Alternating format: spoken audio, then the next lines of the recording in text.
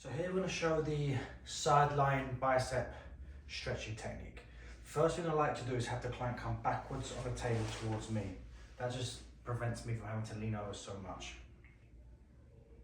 The great position about the side lying with this particular technique, it allows us to manipulate the amount of ad and abduction and rotation of the lower arm and indeed the upper arm. And this all affects the bicep area and forearm. The bicep is in the tight line of Yarmouth's upper cross syndrome, so it's generally very short and tight. The biceps are also very weak, especially when the shoulders are extended. So when the shoulders are extended, this puts the bicep on stretch, and most people, athletic populations and non-athletic populations, don't have any capacity to engage their biceps and indeed their triceps, the antagonistic tissue. So we need to restore bicep length, but really we're looking at shoulder extension. So we need to restore shoulder extension. And if someone's got tightness in the biceps, they're gonna have limited extension. And what they'll tend to do, if I stretch Kiki here, people tend to protract this way when they stretch, and you'll see that a lot in the gym environment when people are doing things like dips, bench press, for example, they protract. And those are the people who come to us with anterior shoulder pain and upper thoracic pain also from the poor scapular position when doing certain exercises. So the key thing is with this technique, clients on the back of the table facing me, I do this handshake grip, and I just hold Kiki's hand with two fingers free here. I brace the shoulder, and my intention is not to let her protract. So I take up the shoulder extension till we feel resistance, and we can just hold. We're going to hold for 5 in this case. Then we take the stretch off, a little shake, and we go to the new resistance barrier. I don't want to go crazy and pull too hard, too fast. So we're going to show this from a couple of different angles so you can see my body mechanics also. So now, as I stretch, a common mistake we see in class a lot is people when they stretch, they end up coming up here, and this tends to really open up the shoulder joint. And we're trying to keep the shoulder internally rotated, and that keeps the bicep in the bicipital groove. So we don't want to come up and out like so.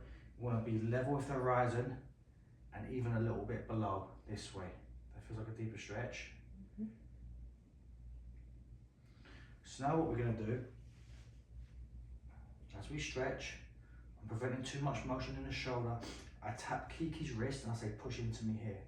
So here she's activating the biceps and the whole anterior upper arm. She relaxes, I take up the slack. Push, 1, 2, 3, relax. Push. Good. So this hand, I'm holding, but I'm not pushing.